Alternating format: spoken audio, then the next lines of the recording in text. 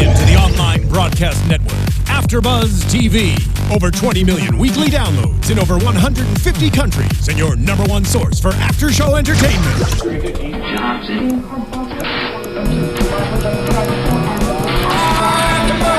AfterBuzz TV, the destination for TV superfans, producing aftershows for over 300 of your favorite TV shows, interviewing celebrities and showrunners, and bringing you behind-the-scenes exclusives. All thanks to E! Entertainment's Maria Menounos, producer Kevin Undergaro, and internet leader Akamai. Now, let the buzz begin! Hello, everyone. We're here for another fantastic episode of the Good Wife AfterBuzz After Show.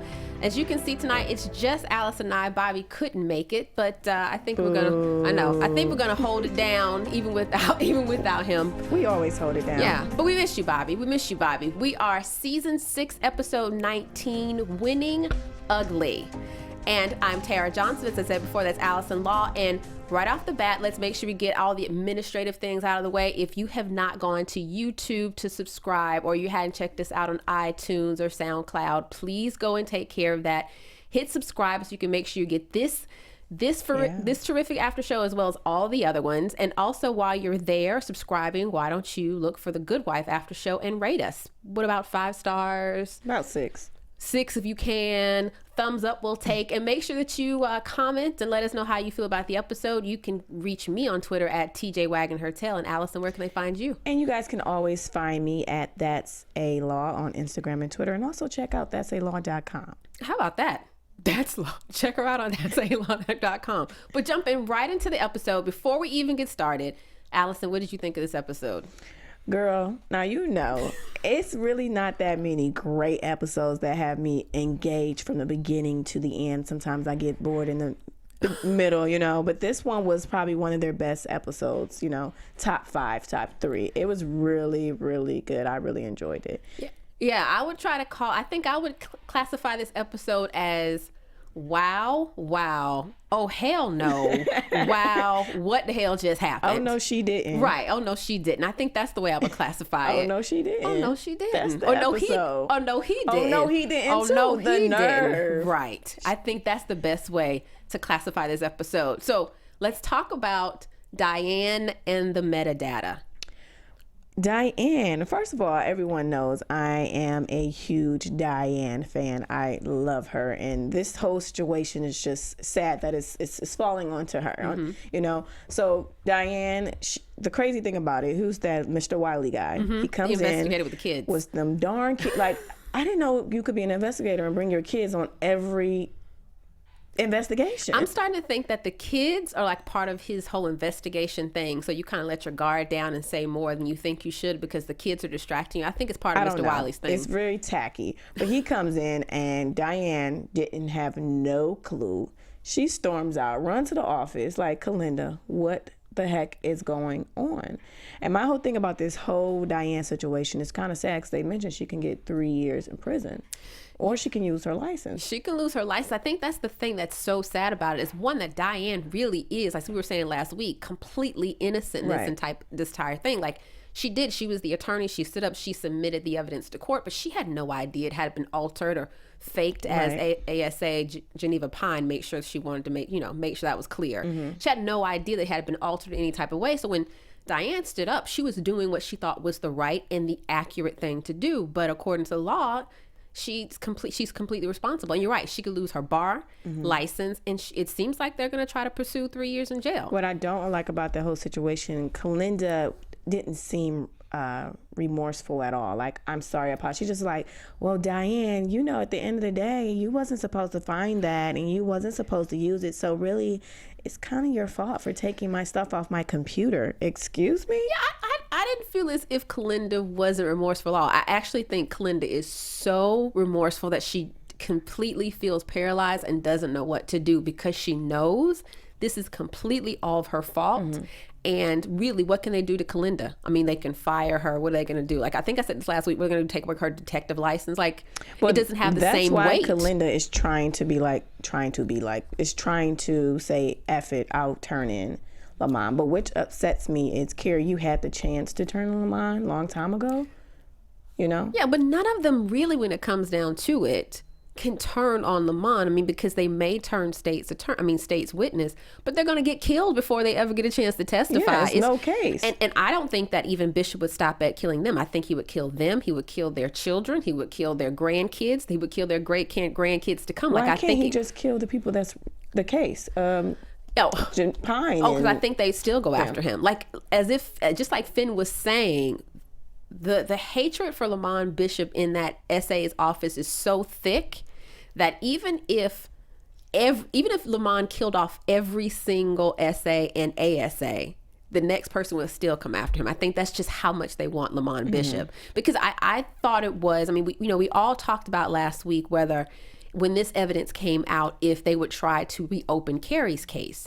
But now we're realizing, just like Diane said, okay, you went after Carrie and it didn't work. Now you have something on me, you're going to go after me too. So it doesn't, they're just going to continue to try to throw things against the wall and see what sticks. And right now they have Diane over a rock and a hard place. I mean, 3 years in jail, losing your license against sitting on the stand and testifying at someone. I mean, it's a really hard choice. I don't know. She always finds a way to get out of it. But let's talk about Carrie asking to represent Kalinda. Yeah, it's like a Finn versus Carrie. Who would represent her better? And I understand what she said, like, Carrie, you have feelings. You know what I'm saying? Yeah. I'd rather have someone that's not involved, that doesn't really have any feelings for me to represent me. Because at the end of the day, when you do business, it's best to have someone that doesn't have feelings. You know what I'm saying? So let's talk about that. What do you think would be a better lawyer for her? Everything, so many things have happened, or I take that back. Nothing seems to have happened with Carrie's character since he got out of that court case. He just seems to be kind of dormant. We don't see him doing anything. But representing Kalinda, I think it's a huge conflict of interest for him. And I do agree with what Kalinda said. He's too closely involved with any of it to really be objective at all. I mean, Finn, don't get me wrong, Finn cares because he cares about Alicia and everybody at that law firm. But does he care to the extent that Carrie cares? Right. Absolutely not. So I think she went the correct way. Plus, I think they would try to use, if they found out about their relationship, try to use that against Carrie also in court some type of way. So your team, well, of course, you're Team Finn. Well, I'm Team Any Finn. day, you're Team Finn. I'm Team Finn all day. This particular situation, you are Team Finn. Well, in just about every situation, I'm Team Finn.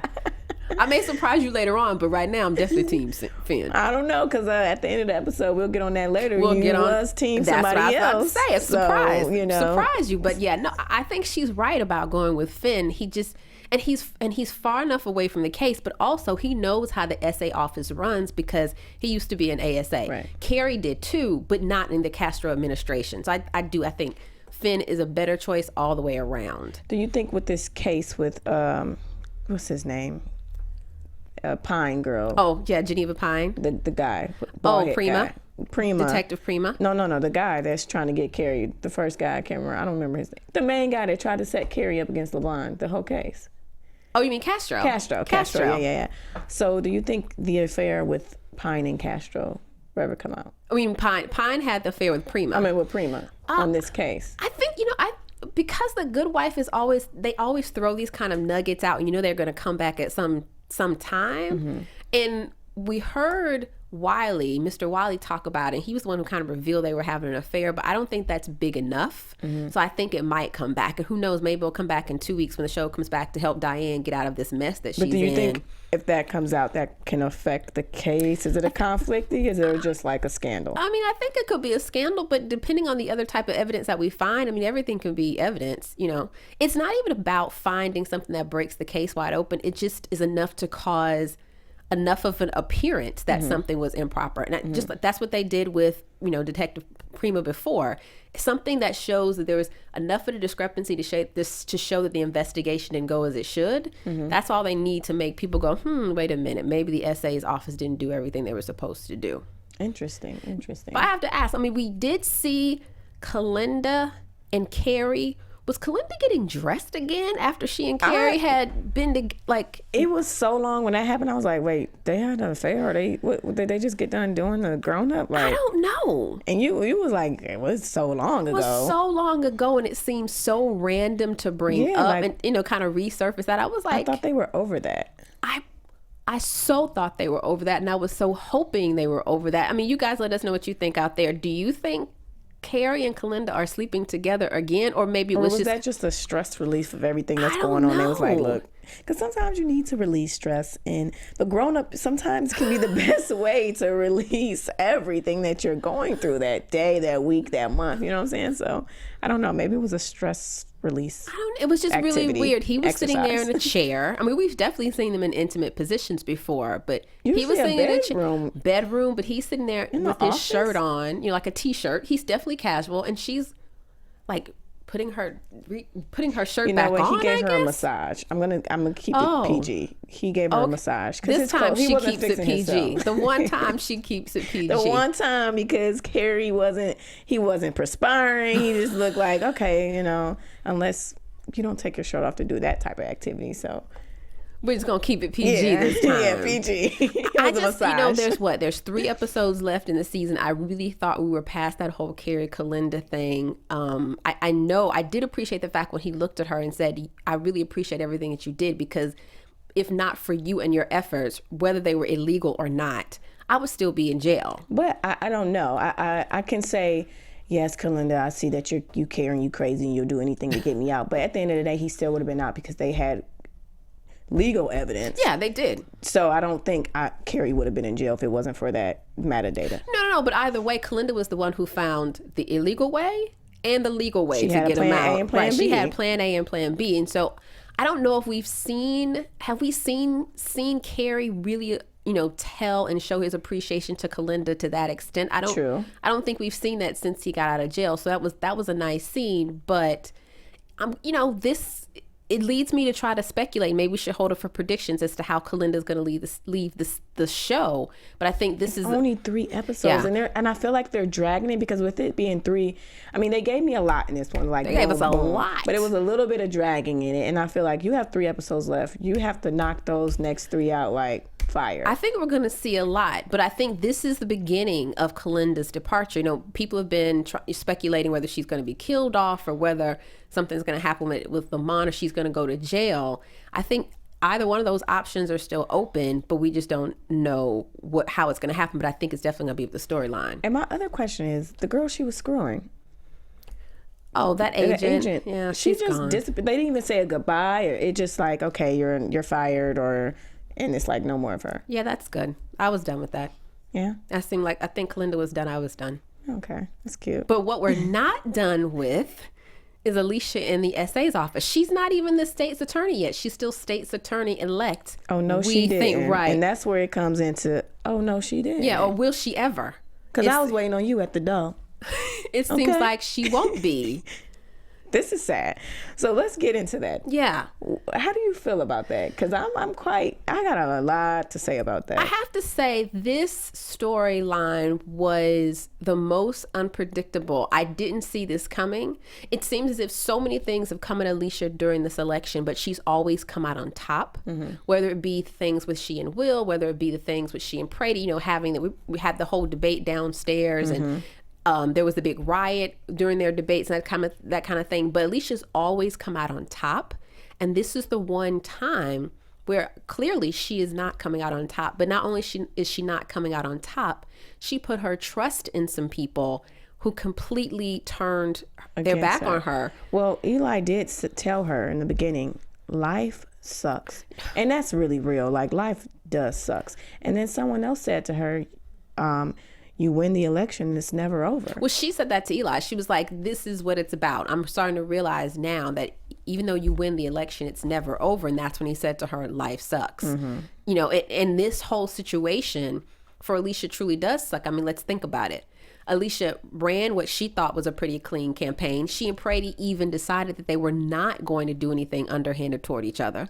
We realized in this episode that Brady did not, or at least Brady's handlers did not follow that same philosophy that she and Brady had decided to do.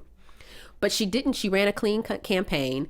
She did everything she thought was right. She wins the election, and now she finds out that she's been asked to step down for things that have absolutely nothing to do with her or her administration. I think she thought in one shape, form, or fashion, Peter was going to be the person who would bring her down if she had to, had anything that would come against her in this office. Peter. But this has absolutely nothing to do with her. I call this whole scene was the scandalous scene, because you had the vote that's being investigated, her emails out there. They're playing little videos of her, turning it into songs or whatever the heck they were doing, parodies it of her seemed like emails. a Saturday Night Live spoof. And then the affair.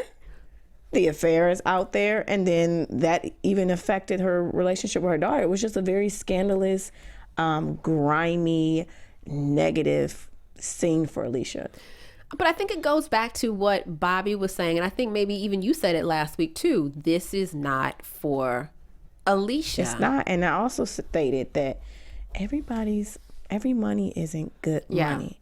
It goes back to the guy who tried to bribe her. Who was the Ernie guy? Nolan. Yeah, he was like, you didn't take my money, and now look what happened. I mean, shout out for Alicia having recording that, because she's usually corny and don't be on her P's and Q's, but this time she was very passionate, and she's like, I'm gonna win this case, I'm gonna end. And she was smart on this one. I was shocked. Like, I'm sitting in the room like, she better have that recorded. She better have recorded. I can definitely vouch for that. She did say that. I recorded it. I was like, okay, Alicia, all right, you get a little bit of points, but it's just so sad how I was confused. I thought this Randolph man was really there for her, and so did I, but Randolph was very clear about his intentions. It's just like my mama always said, when a man says something, you should listen. He told her up front, this is not about you, this is about the party. So she should have realized and recognized and accepted the fact that everything he was doing was about the party, not about her. I mean, he didn't tell her that he was going to go after Peter in order to clear her. Why? Because it wasn't about Alicia or Peter. It was about the party. But when he gave his speech, he said, I'm tired of living in a corrupt Cook County. Right. So the situation that they tried to have her step down was a corrupt issue. So I didn't get it. It didn't kind of make sense for me. He's for the party, but aren't you fighting corrupt cases?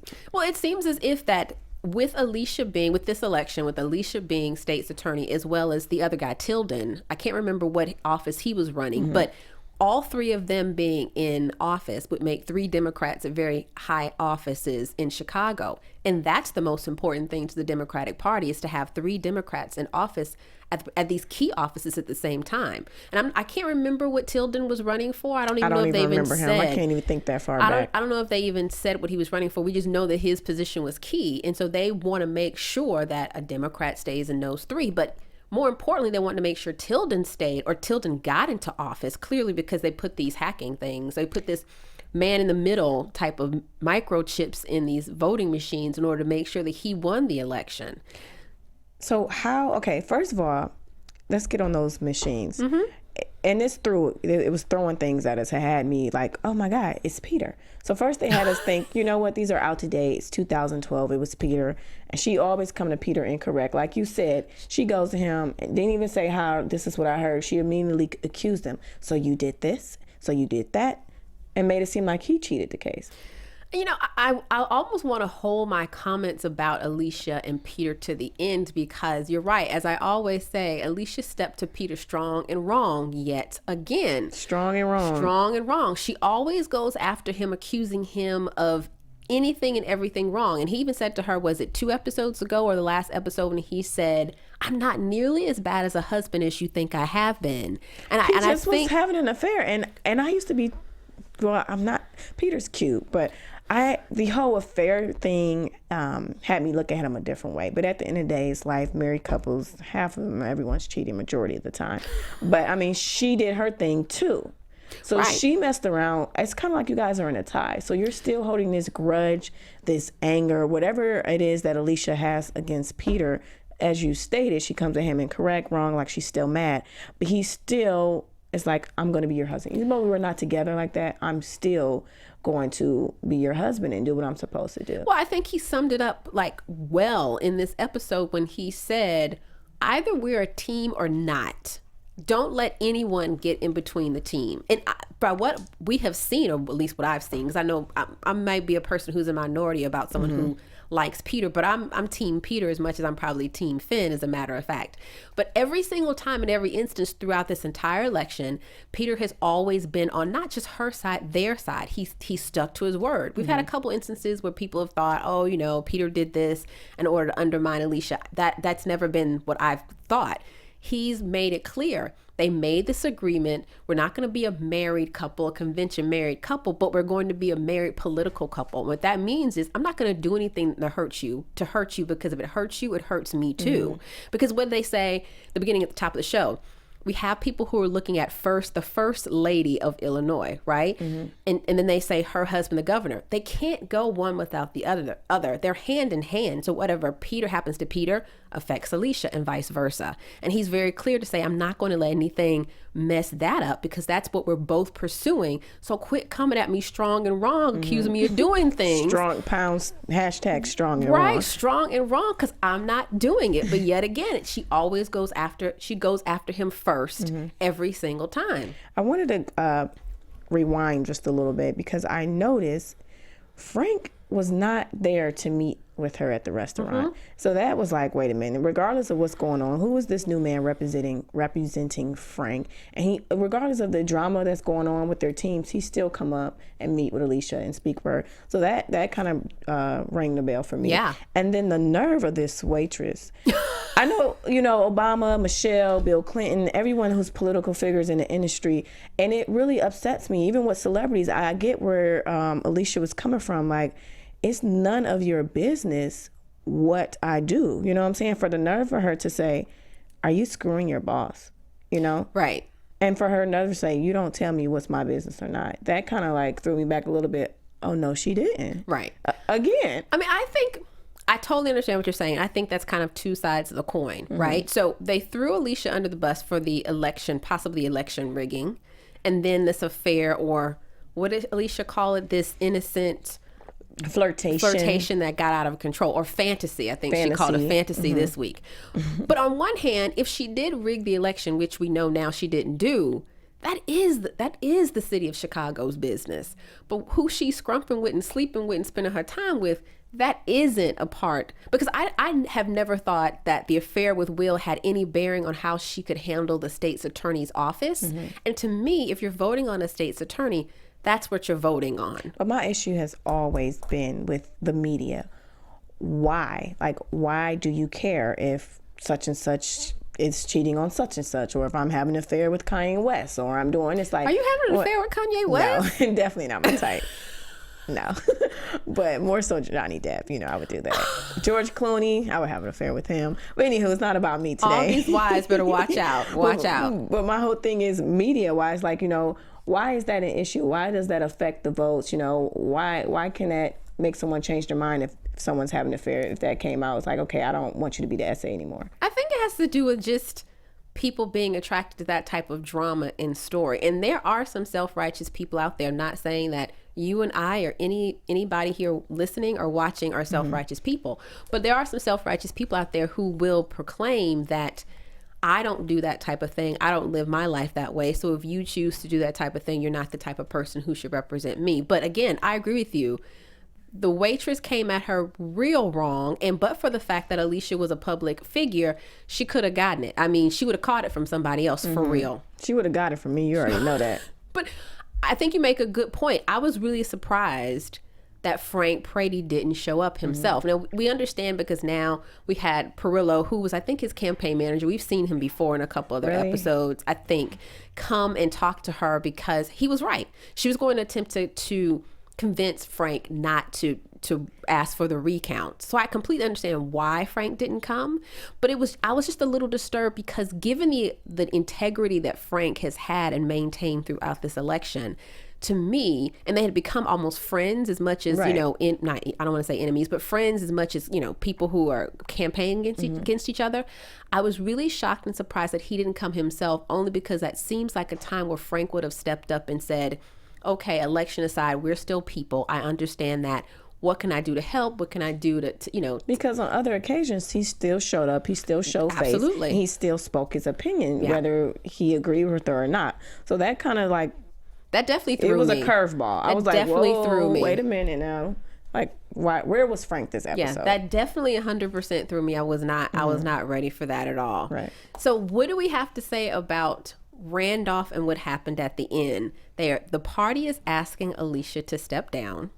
They're pretty much strong-arming her into stepping down because they said, if you step down, the party will take care of you.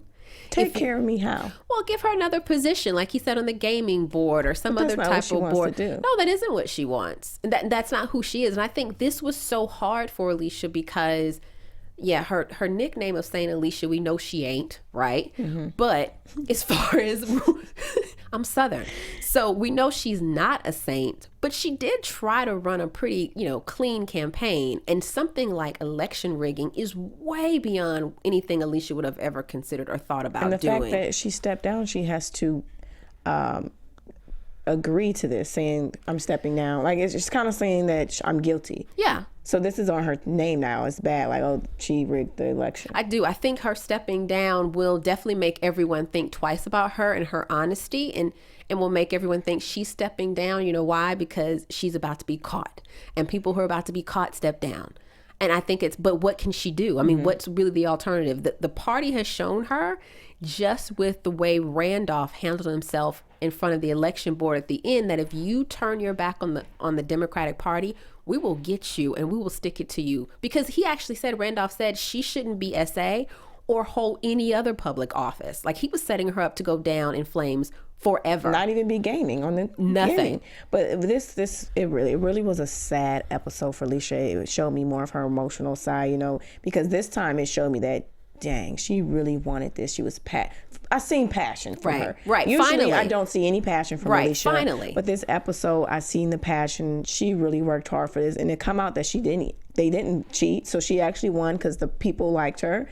And for this to happen, and Randolph, I mean, he walks in. We already knew she was going to win that case in her favor. Absolutely. He walks in. He's the man. Whatever clout he has, everyone likes him. They're going to say yes. He did a great job, but sometimes, like you said, she needs to know when to speak and when not to speak. And she opened her mouth too soon, too early, and went in there.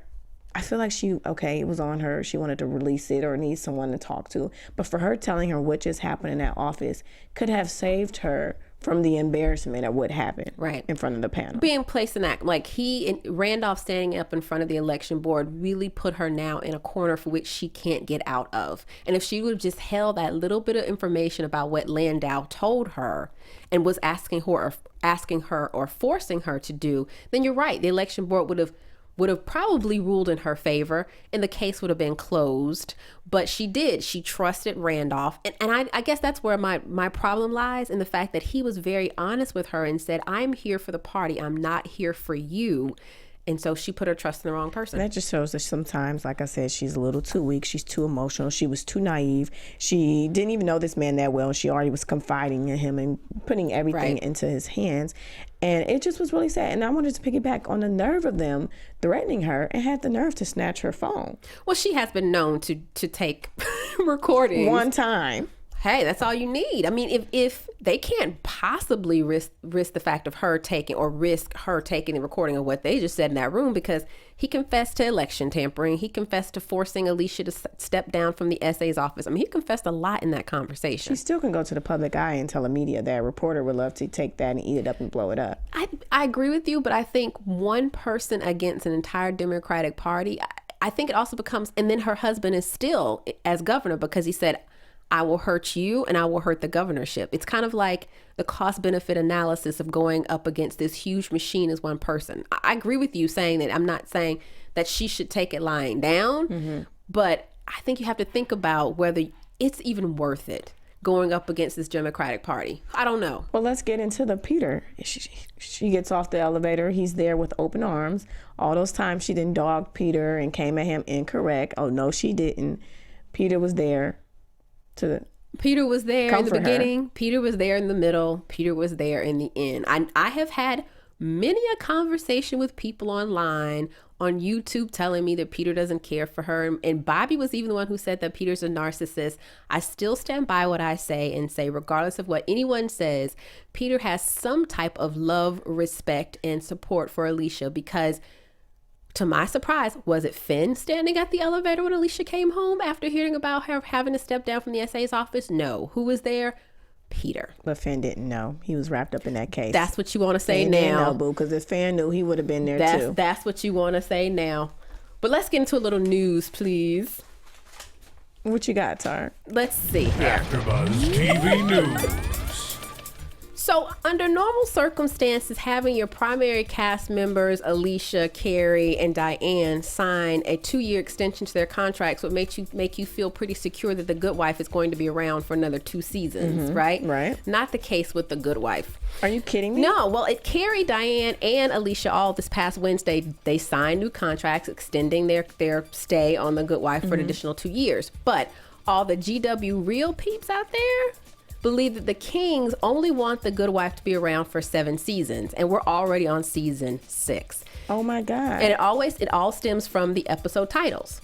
So this is the theory that's out there. Season 1, all the titles had one word: crash, boom, bang. Season 2, 2-word titles. Season 3, 3. Season 4, 4. Season 5 brought it back down to 3. Season 6, we have 2-word episode titles like today, Winning Ugly. So that would lead people to believe that season 7 is the last one. One word, back down to the 1-word title. That's interesting. So what do you think out there? I'm sure, like I said, the real GW heads out there know what's really going on with this. Let us know what you think about this prediction that we're only going to be around for 7 seasons. I wouldn't be able to. It's getting good, but I mean, maybe they don't have anything else to write after this last episode. You know, a lot of shows being on 5 seasons is a lot. To have 7, that's a great run. Yeah. Now, we're not saying we want The Good Wife to go off. Please don't anyone think that we're saying not. that. But it's interesting theory. And I mean, a lot of people write shows. They're like, I have 3 seasons in mind, 5 seasons in mind. So we will see what happens. But we do know that Alicia, Carrie, and Diane are around for 2 more seasons if the show is around 2 more seasons. Well, that's good to know Diane. She'll be serving her 3 years in prison on the show. I don't even want to talk about that. Hopefully not. I don't want to talk about that. Since I'm bringing up predictions. Let's do it. Let's do some predictions. Tara, what is your prediction? And now, your AfterBuzz TV So, Tara. predictions. So much happened in these few 44 minutes today. My prediction is that even though Carrie is saying he's going to step up and give up Lamont so he can protect Diane and Kalinda, I think Kalinda's going to beat him to it. But there's not one part of me that believes Kalinda's going to risk her life and everyone else's, because even if someone gives up Lamont, it doesn't mean he's not going to kill everybody, right? If one person speaks up, everybody has stuff on him, so why not just kill everybody? So I don't believe Kalinda's going to find another way to either get back at Bishop or handle the situation. Carrie can't risk that again. Diane, we know she doesn't have the stomach for it. I mean, poor Diane wanted to cry the entire episode. I cannot blame her if I was in that same situation. So Kalinda's gonna, I think, save the day. Now, whether that means she's going to disappear, whether that means that she's going to get killed, I don't know. She needs to save the day for the stuff that she messed up. She's gonna find a way to save the day, but Carrie's not going to give up Bishop nor Diane. It's going to be Kalinda to handle the situation. That's who Kalinda is. Well, my whole thing, first and foremost, I'm just upset with Alicia's decision making. She's not good at making good decisions. And the fact that she's stepping down, I've seen the previews, so I already know she's stepping down from SA. It's just very heartbreaking to me. And I don't even know what to expect for next episode, but I see that it's going to be a lot of negative stuff thrown at Peter. Your wife is stepping down. She cheated the elections. I mean, what is she going to do now? Run back to the law firm now? I think that's what the previews were showing. And I feel like they're going to be like, oh, no, she didn't. You are not trying to come back up in here after all of that when you running and all that stuff. So Alicia's stepping down, but it's not over with her. It's continuing drama, stress, and heartbreak, And also the whole Kalinda thing, I do agree that Kalinda's sneaky little butt is going to find some way to make sure Carrie doesn't take this blame, because she did this to Diane. Right. Diane may actually get off with a slap on the wrist, because a lot of people in her industry respect her, you know what I'm saying? Absolutely, So yeah. it may just be like a slap on the wrist, suspension maybe, but I feel she will not do jail time. No, I don't her think license she'll will do not it. get. And we also have to far. remember that the Lamont issue with him trying to leave the business and trying to get a better life for his son, that storyline is hanging out there too. So I'm sure the Kings will wrap everything up in a really nice bow as we're down to the last, it's like a Kalinda countdown, last 3 episodes with Kalinda. She may help him out, like, so they're going to fake testify against you, but we're going to get you out and already set on your whole other life before they can even try to find you. There you go. Who knows? Yeah. I guess we'll have to see. So thanks so much for being here for another episode of The Good Wife AfterBuzz After Show. As I said before, I'm Tara Johnson, and you can find me on Twitter and Instagram at TJ Wagging Her Tail. And guys, as always, you can find me, Alison Law, at That's a Law. That is on Instagram, Twitter, and also that'salaw.com. Check her out on that'salaw.com. Yeah, it's pretty cool. In 2 weeks, we'll be back here. We hope you will be too. Until then, bye. Bye, guys. From executive producers Maria Menounos, Kevin Undergaro, Phil Svitek, and the entire AfterBuzz TV staff, we would like to thank you for listening to the AfterBuzz TV network. To watch or listen to other after shows and post comments or questions, be sure to visit AfterBuzzTV.com. I'm Sir Richard Wentworth, and this has been a presentation of AfterBuzz TV. Buzz you later. The views expressed herein are those of the hosts only and do not necessarily reflect the views of AfterBuzz TV or its owners or principals.